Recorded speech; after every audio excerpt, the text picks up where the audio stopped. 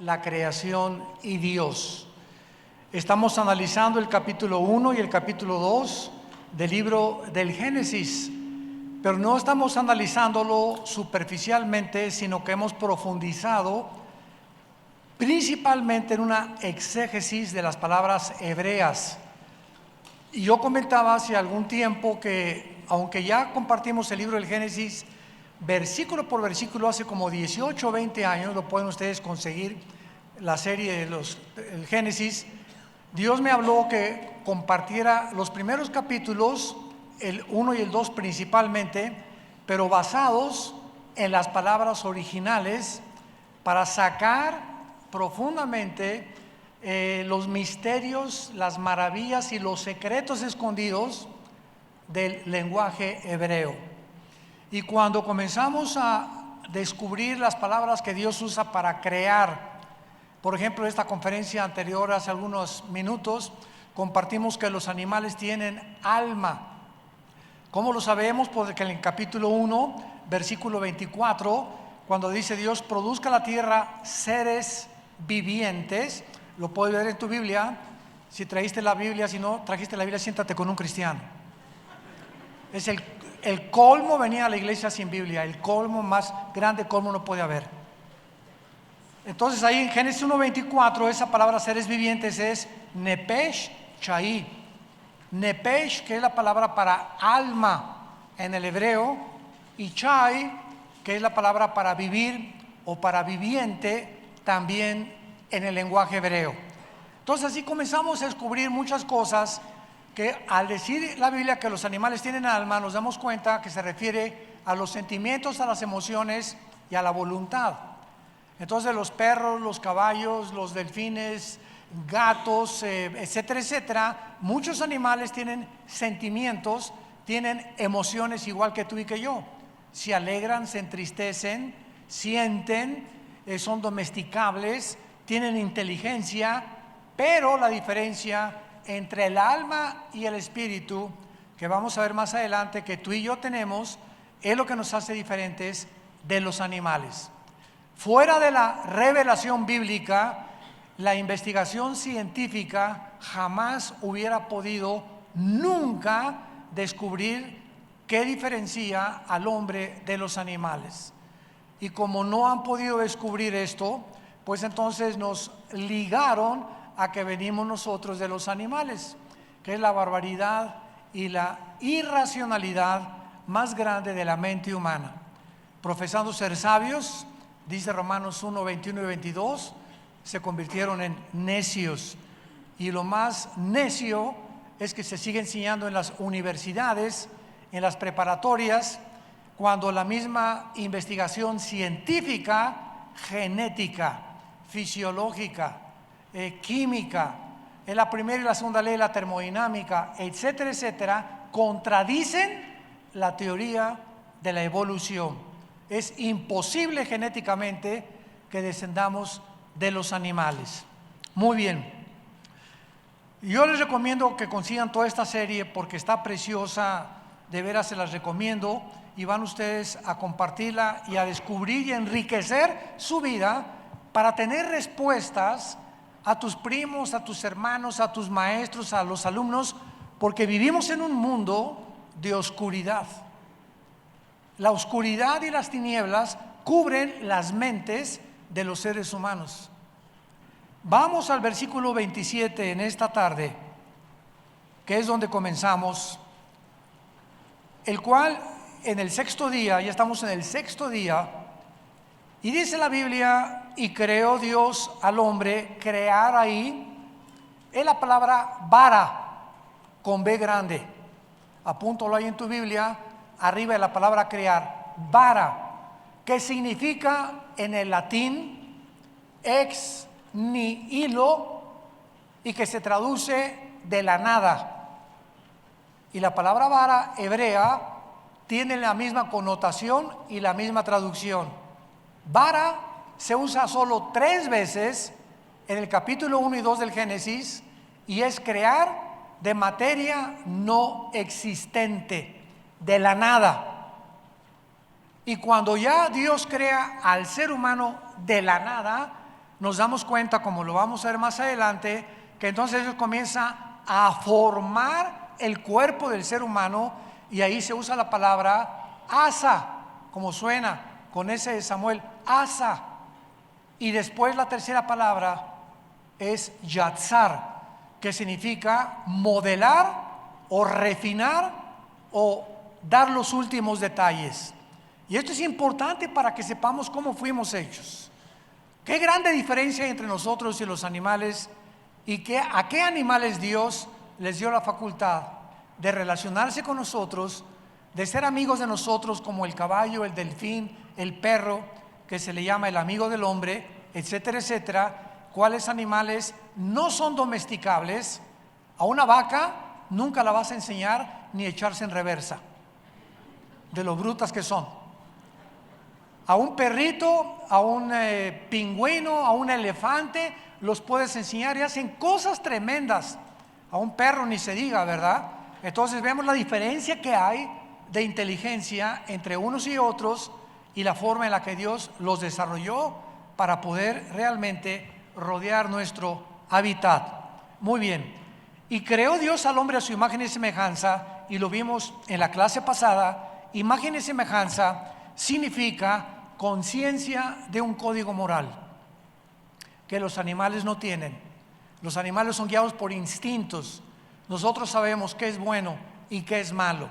No somos animales para ser guiados por nuestras pasiones. Tenemos la facultad de meter freno. Cuando sabemos que algo está mal, algo nos dice está mal, detente, no lo hagas. No sigas con tu novio que te está haciendo proposiciones indecorosas. No sigas viendo a esa mujer que no es tu esposa, a ese hombre que no es tu esposo. No sigas codiciando ese dinero que te prometen tener sin trabajar, porque tu conciencia te dice que eso no es bueno. Detente. Y cuando tú obedeces tu conciencia, que es el código moral, somos recompensados por Dios. La capacidad de conocer a Dios. Los animales no tienen la capacidad de poder reunirse, los conejitos, y decir: te alabaré, te alabaré. Ni los chimpancés, ¿verdad? Ni los caballos, ni los perros, ni nadie. Los seres humanos tenemos esa capacidad de conectarnos con algo que trasciende. En tercer lugar, la conciencia de la eternidad. Sabemos que después de la muerte, los egipcios, los hindúes, las civilizaciones más antiguas sabían que después de esta vida algo había. La conciencia de nuestra existencia y la tendencia de la adoración. Muy bien. Esto es básicamente por lo cual la Biblia dice que somos creados a la imagen y semejanza de Dios. Somos como copias de Dios, pero no somos iguales a Dios. Porque han habido muchas conferencias, ¿verdad?, que hemos oído donde dicen que somos dioses. Eso ya es una barbaridad. Es una mala interpretación de la Biblia. Somos iguales a Dios en que somos espíritu. Juan 4:24. Dios es espíritu, y los que le adoran, un chango no puede adorar a Dios porque los changos no tienen espíritu. Los perros, los gatos, los delfines, los caballos, los más inteligentes que tú me menciones, no tienen contacto ni tienen conciencia de la eternidad, porque no son seres espirituales, son almáticos, que significa tienen sentimientos, tienen emociones, tienen inteligencia, pero no están conectados ni tienen conciencia de un juicio, de un Dios, ni de un castigo o una recompensa eterna. Muy bien. Este versículo 27, noten ustedes que cuando Dios crea los géneros. La palabra varón en el hebreo es sacar, con Z y K. Sacar se tradujo varón. Y la palabra hembra es nekeyá, con K e Y. Nekeyá es la palabra para hombre y varón. Todos los machos, perros, canguros, pingüinos, gatos, caballos, toros, cualquier animal, ave, ser humano que tú me quieras mencionar, Dios puso el género en sus cromosomas, en su ADN. Entre el hombre y la mujer, hagamos a un lado los animales, hay más de 2.300 diferencias genéticas. Nada más con eso te lo puedo decir todo. Entonces, todos los machos y todos los varones, Dios los creó con diferentes genes y condiciones genéticas, y las mujeres tienen otras diferencias. Por eso el matrimonio, por eso los seminarios de los matrimonios que hacemos nosotros, es para explicarles que el matrimonio, no hay un matrimonio y jamás existió un matrimonio donde una mujer no haya correteado con un guarache al hombre. Hermano, tengo muchos problemas en el matrimonio. ¿Te sorprendes? ¿Qué matrimonio no tiene problemas? ¿Qué creías en el príncipe valiente y fueron felices por los siglos de los siglos? Y se casan de 18, 20, 22 años y creen que el matrimonio es Romeo y Julieta y Rambo y etcétera, etcétera. Y vienen los problemas, los choques de dos egos.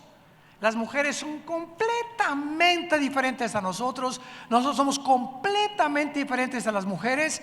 Y es una lucha continua entre dos extraterrestres. Entre un terrícola y una marciana. Perdón, mi amor, nosotros somos los marcianos. Si no, hoy en la noche duermen en el suelo. Como le quieran llamar, ¿verdad? Pero el matrimonio es eso, es un choque entre dos entidades completamente diferentes. Y todo esto en los seminarios lo tratamos de explicar para que al acabar el seminario tú sepas ya que saliendo del seminario, más te vale cuando su esposa suba al carro, te des la vuelta, corretearle la vuelta al carro y le abras la puerta y permitas que se suba. No, decimos ya para que ella sabe que se sube ella. Otros hasta en la cajuela la traen. Porque esos detalles que a los hombres nos parecen completamente, ¿verdad?, inútiles o superficiales, porque somos diferentes. Y a ellas cuando tú haces eso, porque la mujer fue creada de esta manera, la mujer es romántica, la mujer es detallista, la mujer busca caballeros, busca sentirse protegida, sentirse ser cuidada, sentirse ser amada. Y cuando tú comienzas a entender la naturaleza femenina y crucificas tu macho camacho y comienzas a darte cuenta que el matrimonio es ya no vivir para mí, sino comenzar a buscar cómo es mi esposa y en qué áreas la puedo tener contenta, y ella comienza a buscar las áreas en las que nosotros estamos contentos, el matrimonio crece en la gracia y en el conocimiento de Dios, con la bendición de Jesucristo. Y solo así podemos terminar. De otra manera, por eso hay tantos divorcios en el mundo entero, porque todo el mundo está esperando, como la famosa actriz del siglo XX, Elizabeth Taylor, 9 matrimonios, la chulis. 9 matrimonios. ¿Saben lo que decía cada vez que se casaba? Estoy buscando quien me haga feliz. Estoy buscando al hombre de mis sueños, fantasías, y vivir un mundo que no existe. No existe un hombre que te va a hacer feliz, no existe una mujer que te haga feliz. La felicidad viene de arriba. Y cuando no te satisface esa persona y te sientes frustrado, ¿por qué? Porque te casaste, no para tú tratar de buscar hacer feliz a la persona, sino porque te casaste esperando siempre que la otra persona te hiciera ser feliz a ti. Y no me siento feliz contigo, me frustro y adiós nos vemos, me divorcio. ¿Cuánta inmadurez del ser humano? ¿Cuánta incomprensión de lo que es el matrimonio? Varón y hembra nos creó. Ahora, ¿para qué nos creó Dios? Varón y hembra. ¿Por qué Dios diseñó el sexo masculino y el sexo femenino? Al hombre lo diseñó con órganos genitales y con espermas y con capacidades que la mujer no tiene. La mujer la diseñó Dios con órganos femeninos especiales para que cuando se uniera al género opuesto, los dos pudieran tener semillas, tener hijos.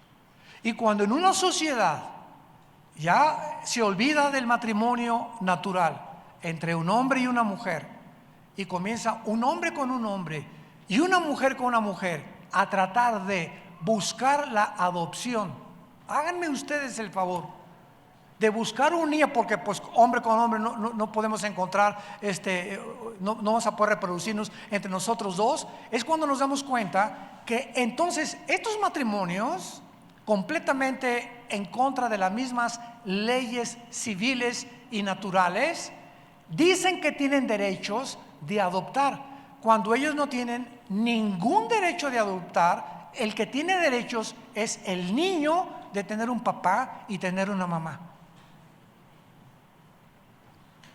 Y al adoptar un niño le están robando el derecho a tener un padre y una madre. Y que crezcan con dos papás y que crezcan con dos mamás. Eso es un salvajismo. Y usan mil y un pretextos para poder justificar eso. Pero es a la sociedad a la que hemos llegado. Y es por eso que este libro, la Biblia, tiene que darnos luz. No podemos ser arrastrados con la cultura del mundo, ni con las costumbres, ni con la moral del hombre. Somos la familia de Dios. Sean santos porque yo soy santo, dice el Señor. Y la palabra santo significa separados. Salgan de Babilonia, salgan no físicamente, sino espiritualmente, y yo les bendeciré, dice el Señor. Ahora muy bien, veamos en Malaquías. Es el último libro del Antiguo Testamento. ¿Cómo respaldamos el propósito de Dios en el matrimonio, por lo cual el matrimonio entre un hombre y una mujer, entre un varón y una hembra, es la institución más santa, indisoluble y la única que puede mantener a la sociedad? Es el cimiento y el fundamento de las sociedades, la familia. Es la institución más sagrada por Dios. Y lo primero que Dios instituyó y estableció desde el principio de la creación, antes de las escuelas y de los gobiernos, etcétera, etcétera, fue el matrimonio.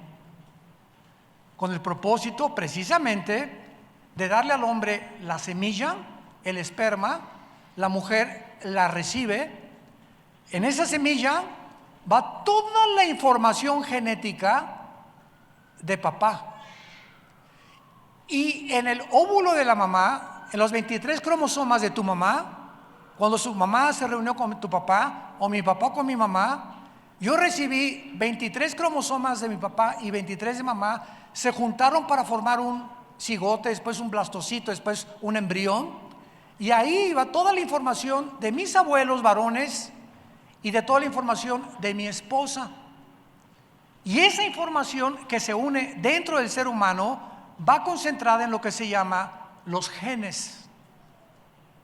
Ahí va encerrado en cada célula de tu cuerpo el color de tus ojos, de tu pelo, tu estatura, tu complexión, si tienes tendencia a huesos fuertes o la gordura o la obesidad, o flaco, etcétera, etcétera. Todo va encerrado en cosas microscópicas de un esperma de mi papá que ovuló el de mi mamá, ovuló un óvulo de mi mamá, vino la fertilización y ahí nosotros vemos delante de Dios cómo Dios quería eso, porque Dios quiere que nos multipliquemos, pero no de la forma como lo estamos haciendo. Dice en Malaquías 2, versículo 13 en adelante. Dios en este pasaje les está hablando a los líderes de Israel. Y los líderes de Israel, como un trasfondo, habían llegado a insensibilizarse en el matrimonio como no nos imaginamos. Llegaron a volverse cínicos como muchos de los hombres actuales, donde comenzaron a engañar a su esposa, comenzaron a ser desleales con la esposa, comenzaron a vivir hipócritamente hasta que Dios dijo basta. Y Malaquías termina el Antiguo Testamento y pasaron 400 años sin que Dios les volviera a hablar. Al primero que mandó Dios después de los 400 años fue a Juan el Bautista.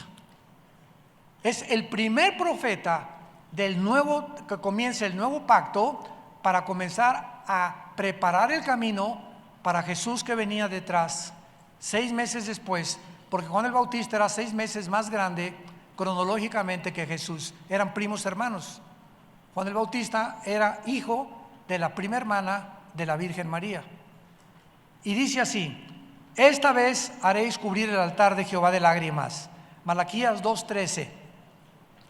De llanto y de clamor, así que no miraré más a la ofrenda para aceptarla con gusto de vuestra mano. Mas dirán, ¿por qué? Ahí vemos la insensibilidad. ¿Qué hicimos? ¿Por qué, Señor? ¿Por qué estás diciendo y profetizando que vamos a llorar? ¿Qué nos va a pasar? ¿Que estamos tan mal? Vean ustedes el cinismo al que habían llegado. Espérense.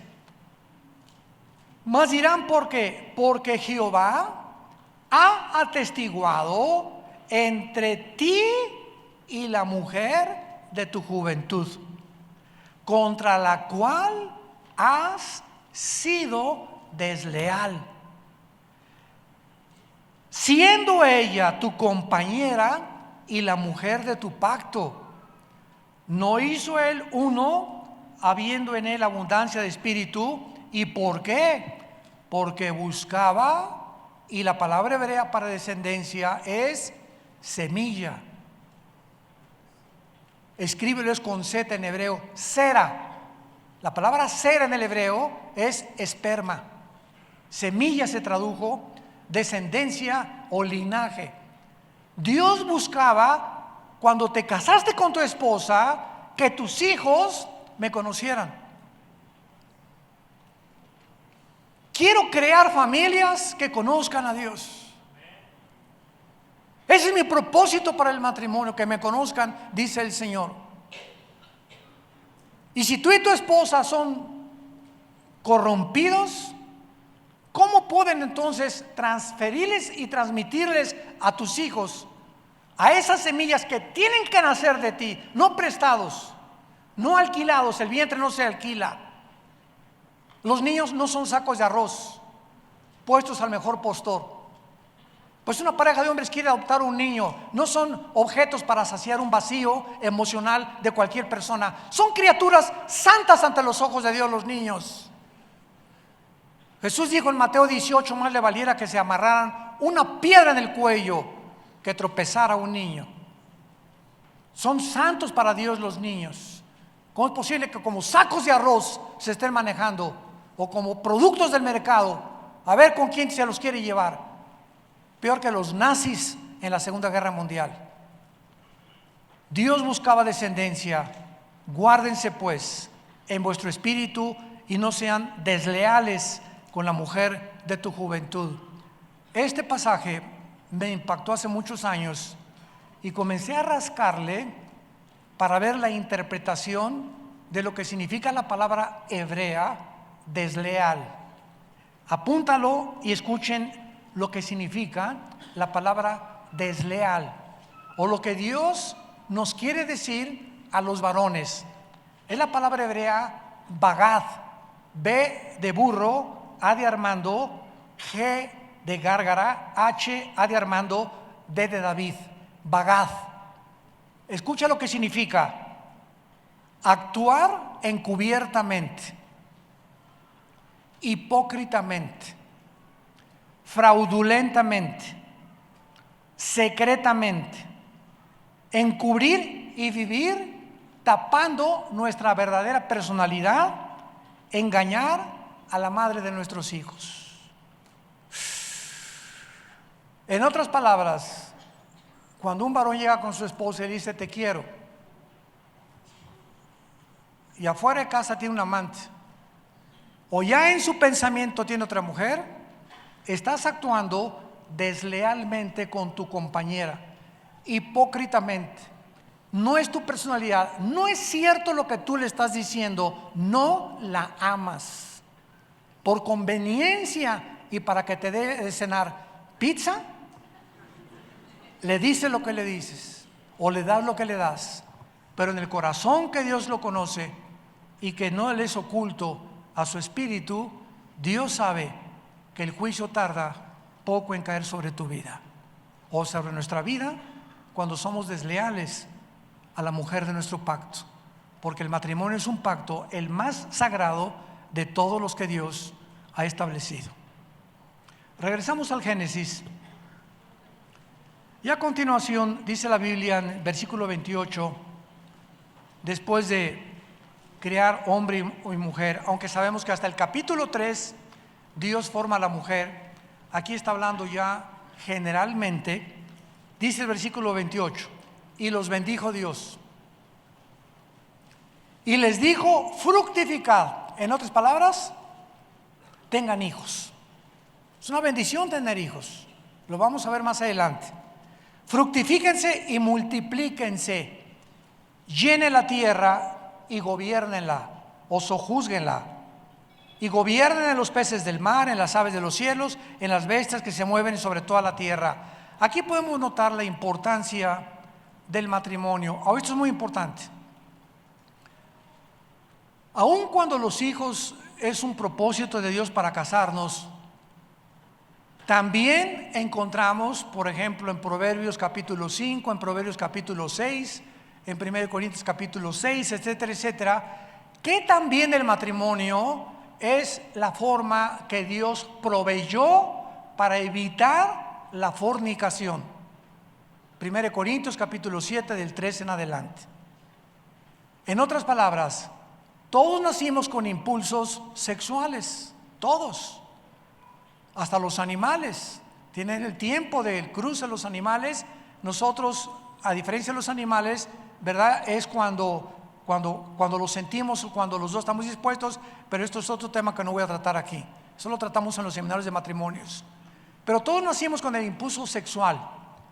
Y este impulso sexual es como el impulso de comer. Tengo ganas de comer. ¿De dónde viene este deseo de comer? Así me creó Dios.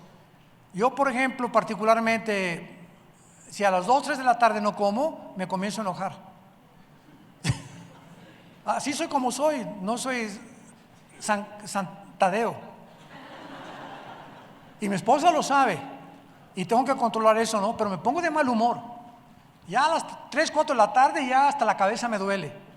Bueno, es un impulso que tenemos, el de también de beber.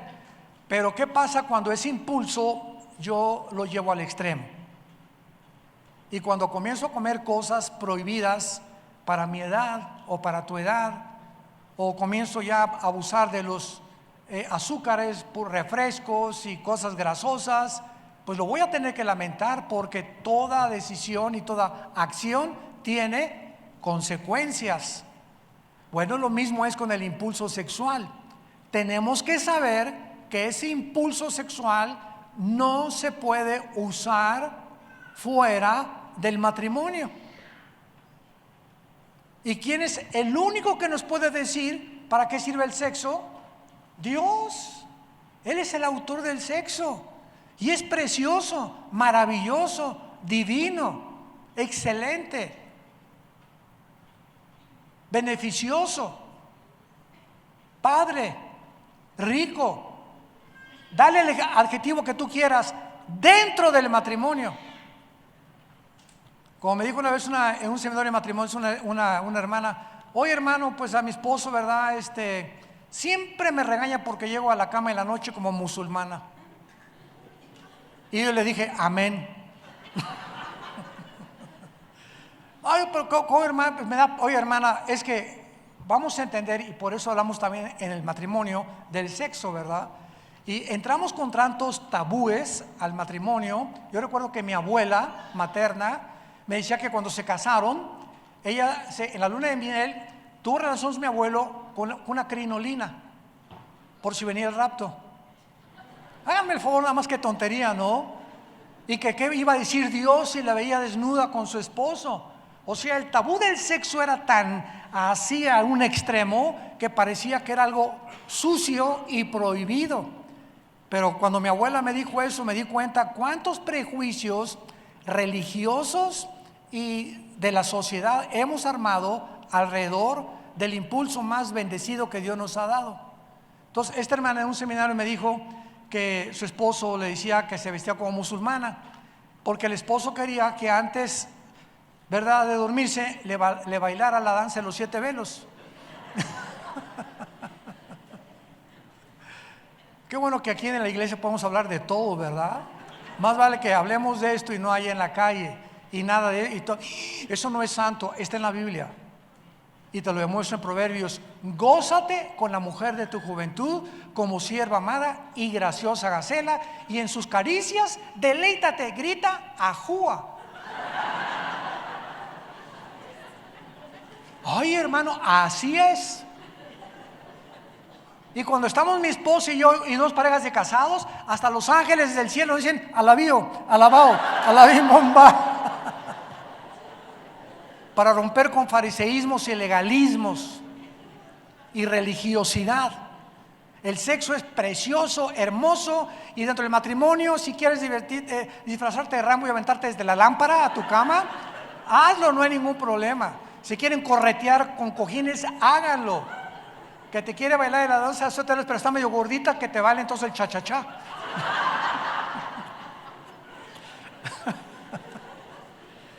Ya me mandé, ¿verdad?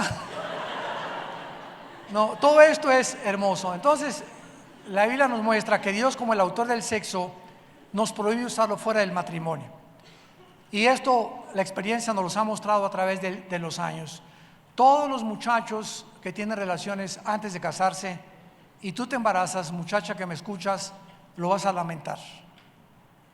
Vas a tal vez dejar tus estudios, un estigma en la sociedad, problemas con tus papás, con tus amigos, con tus hermanos, con tus hermanas. Él a lo mejor va a tener que meter, si te quiere de veras, dejar de estudiar y meterse a trabajar para comenzar a darle comer al bebé que van a hacer. En fin, frustración, vergüenza, rechazo, desilusiones por usar algo precioso, santo, antes del matrimonio. Y ya estando casados, si te metes con otra mujer que no es tu esposa u otro hombre, se llama fornicar y adulterio. Y Dios lo castiga. Proverbios 6:32. El que comete adulterio es falto de entendimiento, heridas y vergüenza hallará. ¿Por qué andará ciego con la mujer extraña? Dice el Señor en Proverbios 6, porque los caminos del hombre están delante de Jehová, y Él te va a pagar, nos va a pagar conforme a las veredas que nosotros queramos caminar. Dios nos ha dado una esposa para ser fieles hasta la muerte con ella. Y no te imaginas la bendición tan grande de la fidelidad. Entonces, esto es importante cuando Dios dice: fructifiquen y multiplíquense. Veamos más confirmaciones en el Salmo 127, que la mayoría de ustedes se lo saben de memoria, ¿o no? ¿O nada más Juan 3:16? Salmo 127, versículo 3. He aquí, herencia de Jehová son los hijos, cosa de estima el fruto del vientre. Como saetas en mano del valiente, así son los hijos habidos en la juventud. Bienaventurado el hombre que llenó su aljaba de ellos, no será avergonzado cuando hablare con los enemigos en la puerta. La Biblia nos muestra que los hijos son una bendición.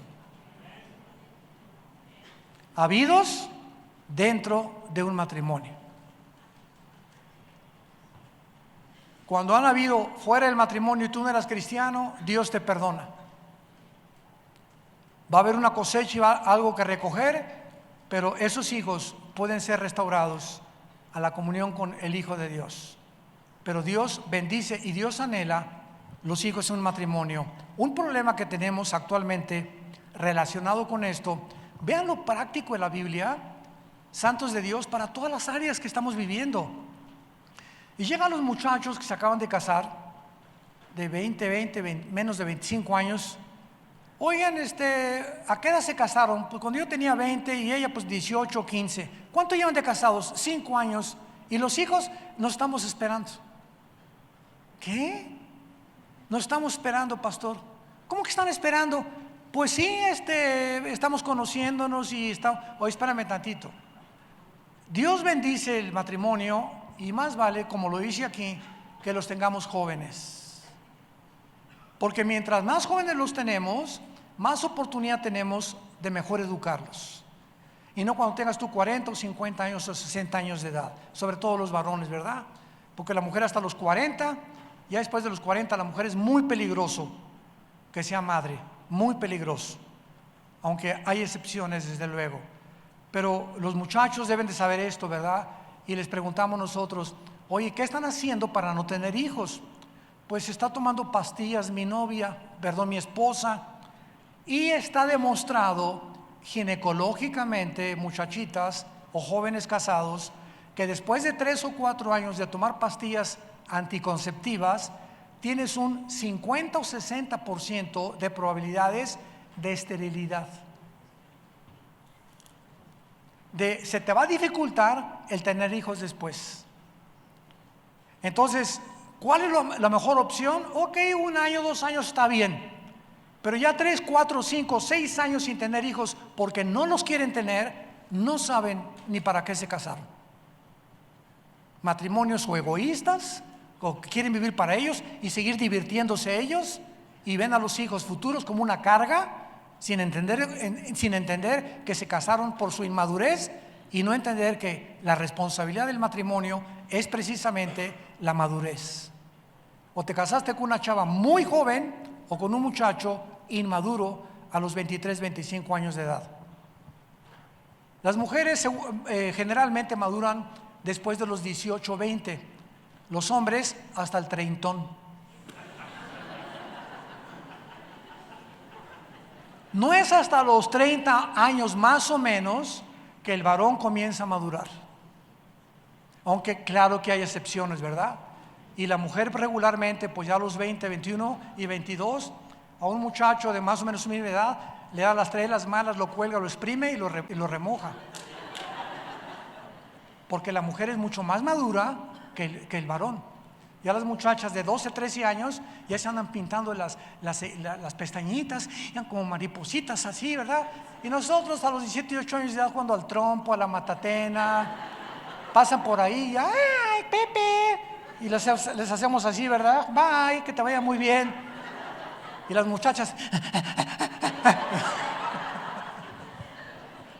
así es la vida, ¿verdad?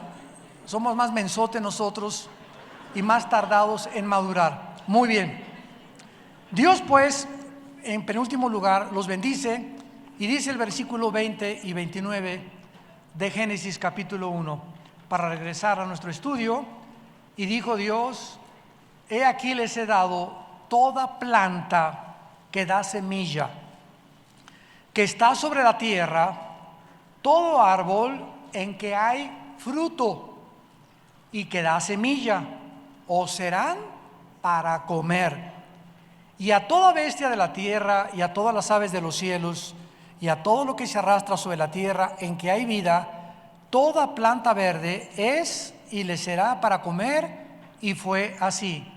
Este es el punto en el que el ser humano tenía que ser vegetariano. Tenía que ser vegetariano por razones obvias, pues comer alimentándose de animales requería matar animales y el pecado no había entrado todavía. Los leones no eran feroces, ¿verdad? Ni los peces ni los tiburones en el mar, en fin, no había la maldad. Las rosas no tenían espinas, los reptiles no tenían veneno, las arañas no tenían veneno, no había lo que vino como resultado de la genética caída del ser humano. La muerte física vino hasta después del capítulo 3 del Génesis, cuando Adán y Eva se rebelaron en contra de Dios. Cuando Dios hizo al ser humano y a los animales y aves, los hizo vegetarianos. Los dinosaurios eran vegetarianos, los elefantes siguen siendo herbívoros, los leones mantenidos en cautividad se ha demostrado que se pueden mantener con dieta vegetariana. Pero después de la caída del ser humano se nos revela claramente, vamos a Génesis 3:14, y dice la Biblia: y Jehová dijo a la serpiente: maldita serás entre las bestias y entre todos los animales del campo, sobre tu pecho andarás y polvo comerás todos los días de tu vida. Vemos aquí de qué forma tan tremenda se matarían ahora animales para alimentarse y surgiría la ferocidad. Pero después del diluvio, vayamos a Génesis 9, se nos permite comer carne después del diluvio. Dice el versículo 2, Génesis 9: el temor y el miedo de ustedes estará sobre todo animal de la tierra, sobre toda ave de los cielos, en todo lo que se mueva sobre la tierra y en todos los peces del mar, en vuestra mano son entregados. Todo lo que se mueve y vive os será para mantenimiento, así como las legumbres y plantas verdes, os lo he dado todo. Pero carne con su vida, que es su sangre, no comeréis. Lo único que Dios prohíbe, desde el Antiguo y hasta el Nuevo Testamento, puedes comer, hermano, que me gustan los chapulines, cómete los chapulines. Me gustan los machitos, cómetelos y después le das cuentas a Dios a ver cómo te va en la noche.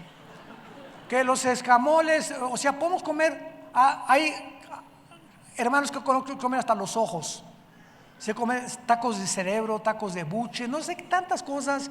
Se comen, bueno, en China hasta los alacranes se comen, hasta las ratas se comen en una parte también del mundo.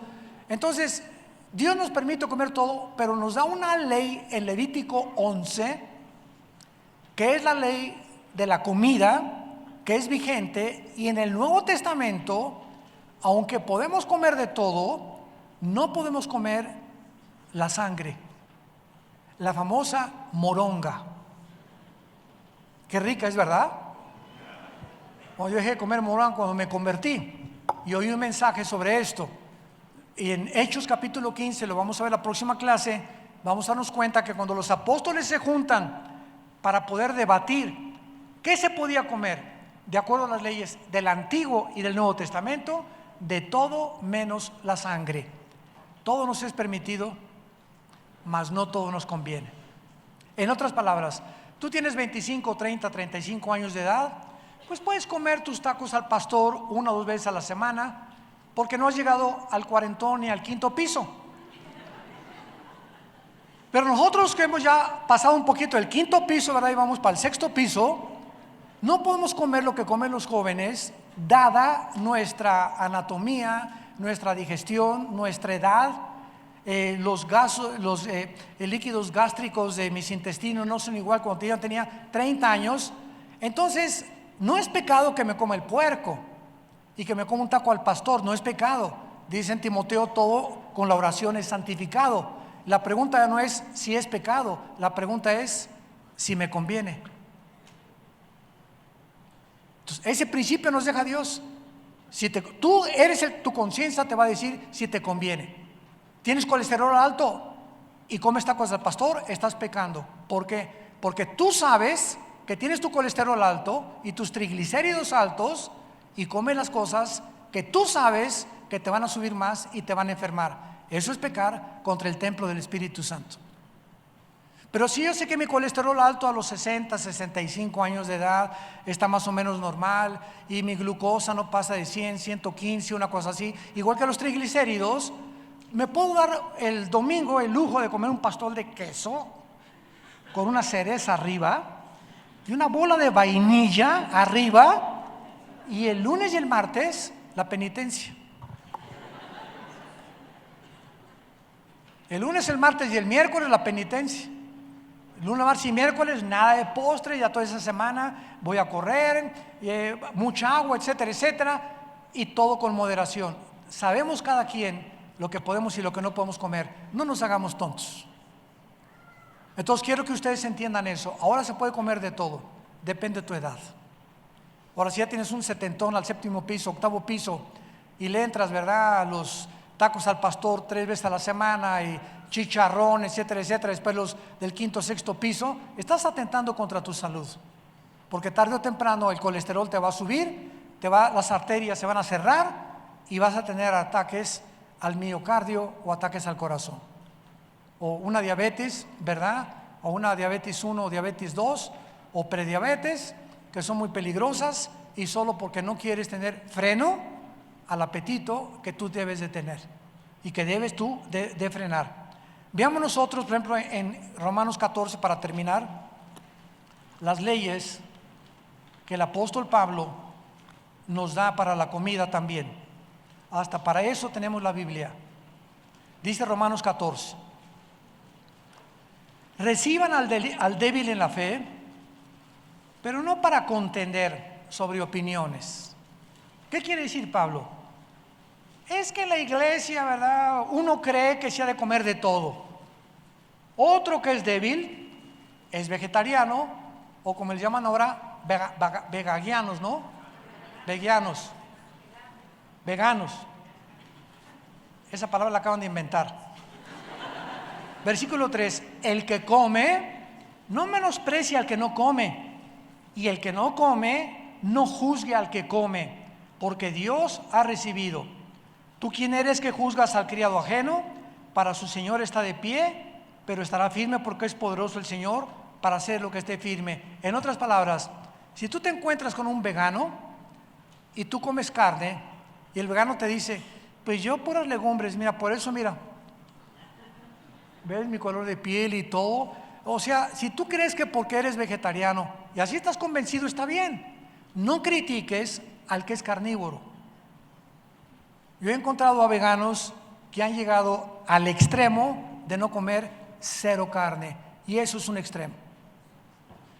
No hay una dieta vegetariana de puras legumbres, puras legumbres, puras legumbres. Al ratito te vas a convertir en coneja.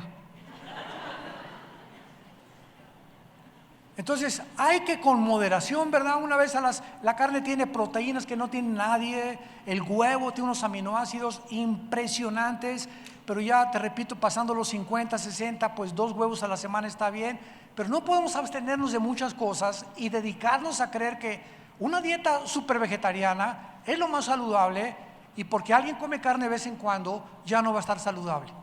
Porque la misma experiencia en los países como en Alaska, por ejemplo, que los esquimales comen los trozotes así de foca grasosa, y que su digestión y anatomía está diseñada de tal forma en el clima que viven y en el hábitat para poder eliminar esa grasa, nos damos cuenta que ellos no pueden ser vegetarianos como nosotros. Y si tuvieras un clima muy frío también necesitas grasas a fuerza, y las grasas son necesarias. Entonces tenemos, cada quien y cada uno de nosotros, no juzgarnos. ¿Quieres ser vegetariano? No hay ningún problema. ¿Quieres poner árbol de Navidad? Pon árbol de Navidad. Yo no puse árbol de Navidad, no me juzgues. Es que eres un babilónico. Ya se prohibió. Eso es de la ley, etcétera, etcétera. Mira, si no quieres poner árbol de Navidad, no lo pongas. Si me gustan a mí las esferitas y mi esposa cantar Jingle Bells, Noche de paz, no te metas conmigo, mi conciencia está delante de Dios. Como carne, no te metas conmigo. Que en la comida me tomo yo siempre una copa de vino, no me juzgues. Ni pases por la mesa y me digas: te vas a condenar, perdiste la salvación. O porque me tomo una cerveza con una carne al carbón, cuando Dios sabe que es una sola chela la que me tomé, y que es mejor que la Coca-Cola que tú te tomaste con la carne, 1000 veces mejor. Pero si nos ponemos en ese punto de estarnos observando y juzgando y creyendo que tenemos el juicio para determinar quién está mejor que nosotros, se nos olvida que, puestos en la balanza, somos iguales todos delante de Dios, de pecadores. Una vez alguien me dijo: ay, Armando, tú tienes pecados, ¿verdad? Y yo conozco muchos de tus pecados. Le dije: si los conocieras y te dijera los pecados que tengo escondidos, te asustarías, le dije. Entonces, no nos creamos más santos que los demás, ni mejores que los demás. Somos lo que somos por la gracia de Dios. Y cada uno de nosotros dará cuentas a Dios con nuestra conciencia. Te damos gracias, Padre, por tu palabra. Señor, necesitamos tu palabra. Necesitamos dirección en nuestras vidas todos los días. Necesitamos el conocimiento de qué es el matrimonio, el sexo, la comida, la sociedad, los gobiernos. Todo nos los has dejado en las Sagradas Escrituras. para que crezcamos en la gracia y el conocimiento de Jesucristo y podamos ser encontrados, aprobados, que usamos bien la palabra de verdad y que no escondemos, Padre, nuestra verdadera personalidad, y que somos como somos, cartas leídas por todos los hombres, transparentes en nuestra forma de tratar a la gente, en la forma que nuestra esposa nos conoce, nuestros hijos, y que podamos ser hombres y mujeres de Dios, que es lo que el mundo necesita, más que mejores gobiernos, mejor economía, solucionar la pobreza. Lo que el mundo necesita es hombres y mujeres que den testimonio que solo Jesús nos puede cambiar. Si tú en esta tarde no tienes a Jesucristo como tu Señor, te invito a que lo invites. Él vino a pagar en la cruz por tus pecados, porque la paga del pecado es la muerte. Y te invito a que lo recibas como tu Señor y tu Salvador. Dile: Señor, perdona mis pecados. Te pido que me perdones y que entres a mi corazón como mi Señor y Salvador. En el nombre de Jesús. Amén.